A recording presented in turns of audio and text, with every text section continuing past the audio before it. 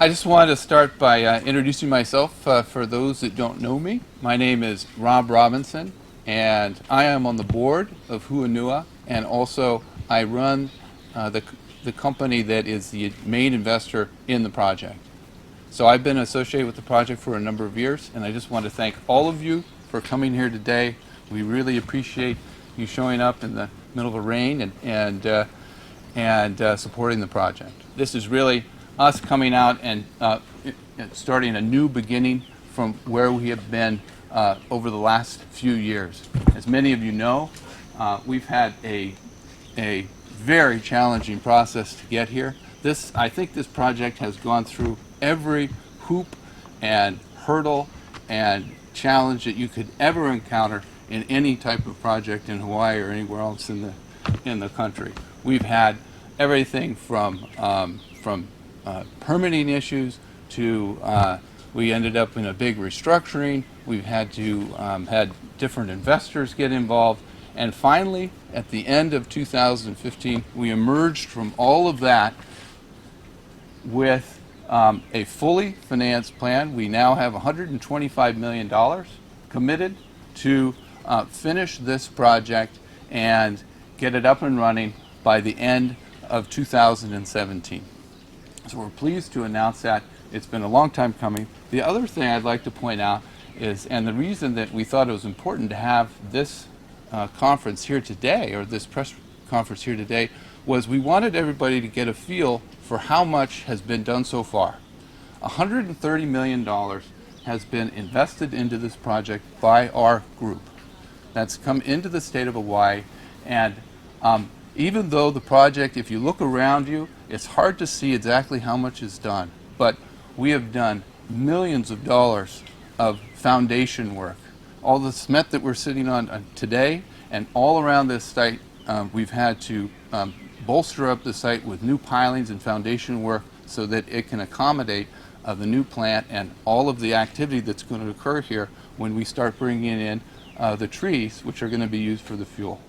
We have equipment all over the world that is ready to be delivered here, and I don't know if anybody got a chance, but up there we have a yard that's about 2 acres, and that yard has something like $40 million worth of equipment that is going to be installed in this plant. So one of the things, when we say we're 50% done, it's more than the construction itself.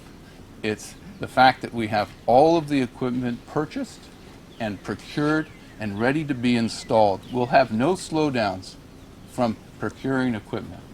We have all of the engineering work done and ready to go so that we know exactly what we're building, and we have all of the people and the builders that we need to move forward. So we are now, today, in a state of full readiness to complete this plant. We have the financing, we've got the people, we've got the team, and we're ready to go. The other point that I wanted to make is why do we think this is such a great project? Why are we investing the money to try to build this power plant? So it kind of falls into a few categories. The first category is that we want to participate in bringing renewables to the state of Hawaii. This is a renewable power plant that's going to be used. We're going to be fueling this power plant with fuel that is grown here on the island, and it's going to be grown in a way so it's 100% sustainable. We will have enough fuel on this island to support this plant for as long as we can run the plant. The life of this plant is going to be in the 30 to 50 year range. It's designed to run for 30 years.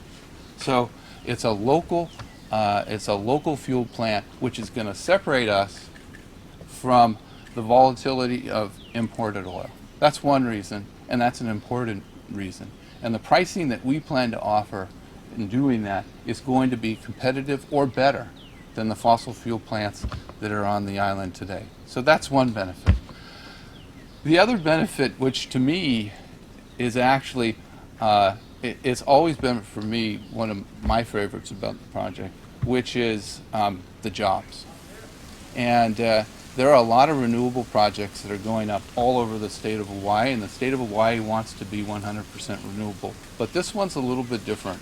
And the reason it's different is because unlike a solar or a wind project, which are very important, it doesn't take that many people to run those projects. But our project takes more people to run, which is more jobs. And on top of that, we are going to be very important to starting a forestry and an agricultural effort in an industry here in Hawaii that didn't exist before this plant came up. It's been the trees that have been planted by the state have been growing here for 15 years, and everybody has wanted to do something with the trees in these plantations, but they haven't been able to figure out what to do with the trees. And part of the problem is that it's not just about selling the trees for saw logs or making veneer or making lumber, because if you go into the forest, that only accounts for about 25% of the biomass. What do you do with the rest of the biomass? And this power plant is important because that's what we want to use. So we're complementary to starting this forestry and agriculture business here on the island. And to me, that's always been one of the best parts about this power plant. So we think we're going to end up creating, instead of just enough jobs to run this facility, which is maybe 30 jobs, we could create, with all the ancillary services and the agriculture, closer to 180 jobs. And when you add that up over 20 or 30 years, which is how long this plant is going to operate under the PPA that we hope to revive with the utility, that is a huge amount of benefit and economic benefit coming into the community. So that's one of my favorites about the project.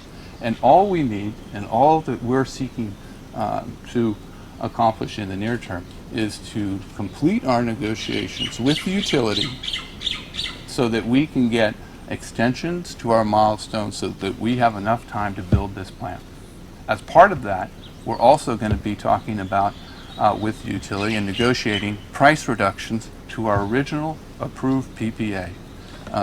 Our PPA was approved in 2013, and now as part of what we're doing, we're negotiating a PPA that is better for the ratepayers. And if you look at our original PPA compared to where we could go, we could end up giving concessions in the 60 million plus range during the 20-year period of our PPA. And it could be more because we're still in negotiations with the utility.